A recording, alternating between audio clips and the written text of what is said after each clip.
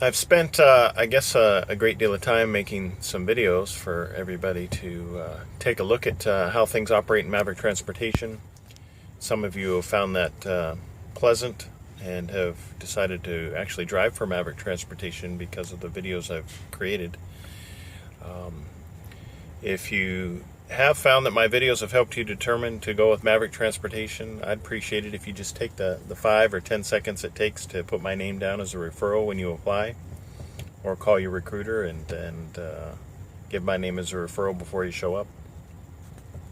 I appreciate it. I think it's a fair trade-off for the, I don't know, hundreds of hours of video that's available for you to see what it's like to actually drive for Maverick. So anyway, on with the day.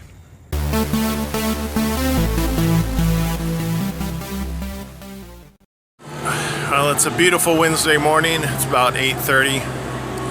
I'm at my location. That gray looking stuff is actually material from the smoke tarp, but again, it's all wrapped in plastic, so that won't be visible on the product itself.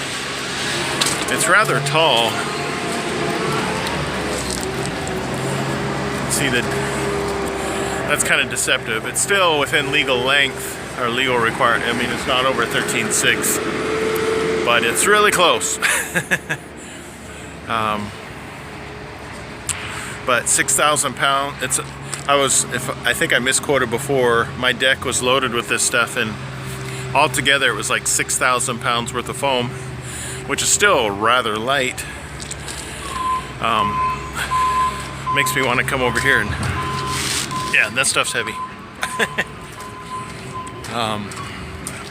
But the individual units are not, and they're different thicknesses. Some of these are 1 inch, and then you've got 2 inches here. So I mean, a variety of different products for this place. This is my first time hauling this type of product.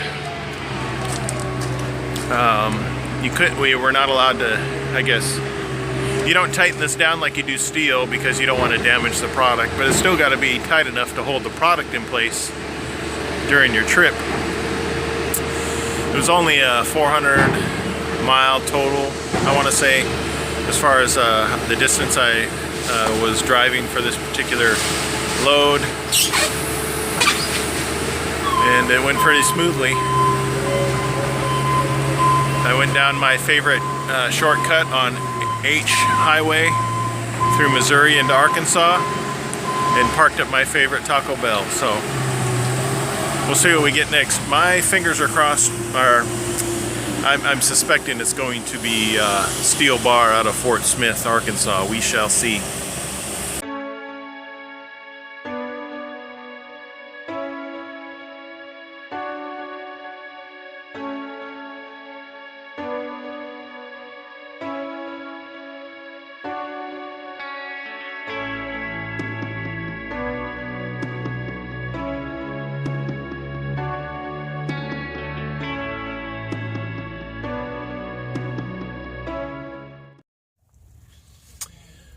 It's 1:42 in the afternoon. I didn't expect to come here until 2 in the morning, but made some phone calls, did some communicating, and came here at this time, checked in, and they said they will get me in. I felt this relatively soon. So here I am in Chicago. This is about as downtown is well, I guess you can get more downtown if you wanted to get stuck. But this is one of those few areas where trucks can still get into. Kind of.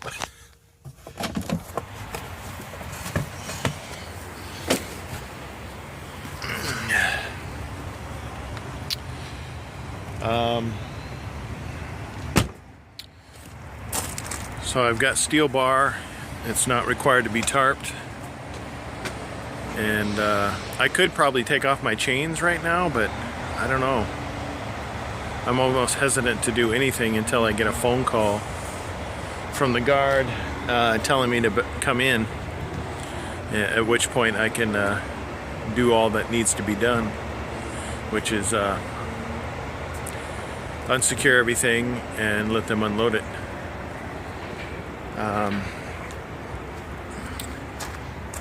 I was parked at a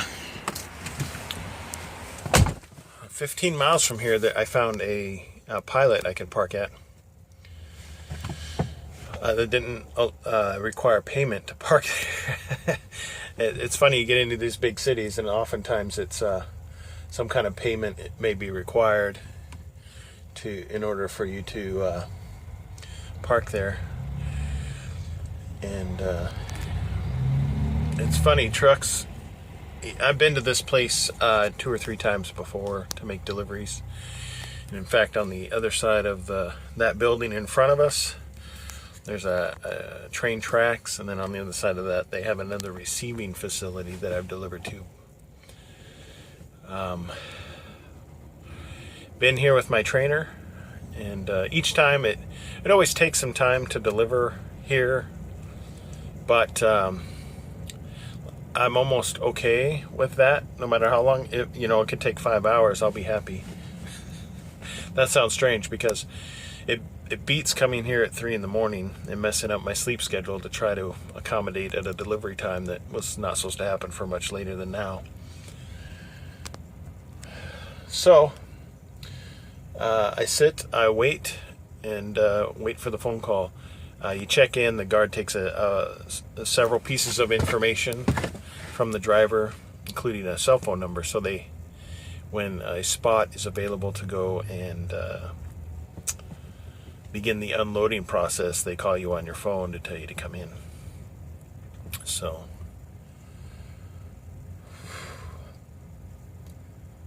but I was parked at a Flying J 15 miles from here. I might have said a Pilot. I think it was a Flying J. It's really nice inside. And I was prepared to reset my 10-hour clock by staying there. Home. I'd be there over 10 hours before I delivered. And I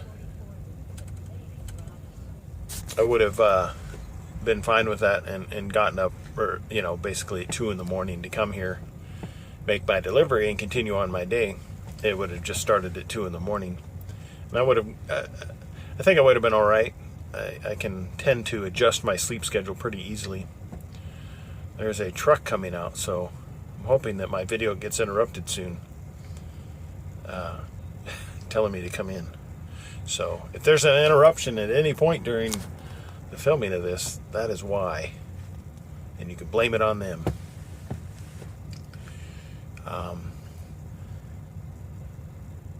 I was actually at the Flying J. I was had a film in. I was recording some footage of the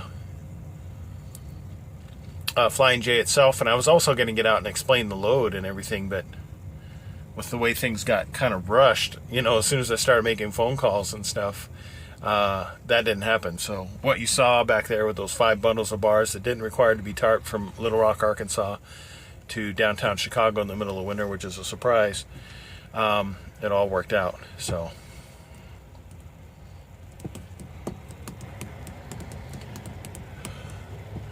now we just sit here and wait. He is not stuck. He's talking to his friend in the truck next door. That happens a lot here. People are familiar with other truck drivers in the area, and they stop and chat with their friends because there's plenty of room to get between me and whatever vehicle's on the other side. So I made sure. So we'll see what happens next for today and continue from there.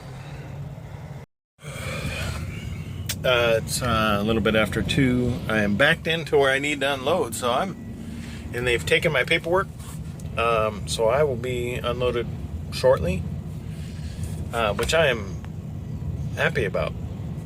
Prevents me from having to get up in the middle of the night. I think I've had one other load where I had to have some kind of crazy delivery time in the middle of the AM like this. So 2 times in 2 years, I don't think that's necessarily a trend.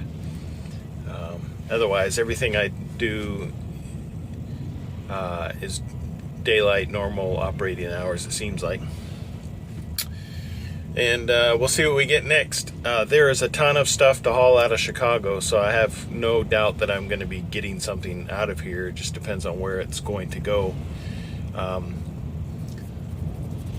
There is a couple places near here that may deliver at Granite City, which would be ideal, because that's where I live and I can start my week on Monday. So we'll see how this goes. I started my week on Sunday because I had a delivery in Cincinnati, Ohio that I had to be at to start this week, and hopefully to finish it up on a Friday and then start on Monday would be great. Yeah, that's about it for now until I get unloaded. They just went through shift change at 2 o'clock, and and they came and got my paperwork after shift change, which was around 2:30. So I have if I continue to count the seconds, it might be a while. I'm sure they're going to take their time unloading. I have never experienced a quick unload at this location, so I'm mentally prepared for what's going to happen. And the tough part is actually leaving, because they have these do not drive times at this particular location, that they don't want any vehicle traffic moving while personnel are during shift change. But now that that's over, if I get unloaded shortly, I should be able to drive to the security gate and get out of here fairly reasonably, and then find out where I'm going next. So just gotta wait to see crane movement. Once I see the crane technique implied, then I know things are going well.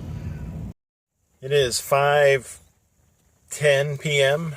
and I'm at the Portage, Indiana Maverick Terminal, and I will spend the night here because I pick up in the morning, like 5 miles that way in Portage, Indiana, and then I will head home, which is about 5.5 hours from there, and be home. I don't pick up until 9 a.m., so maybe the earliest I'll get home is 4 p.m.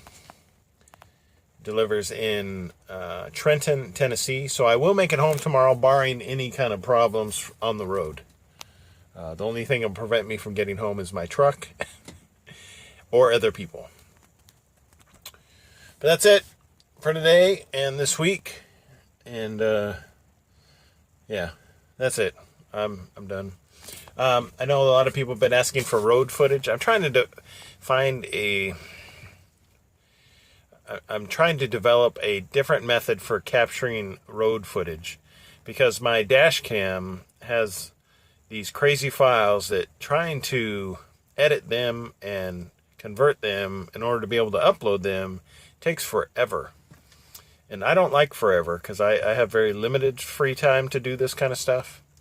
So I'm working on it. I know there's some people out there that really, I know where you can go to get the best road footage.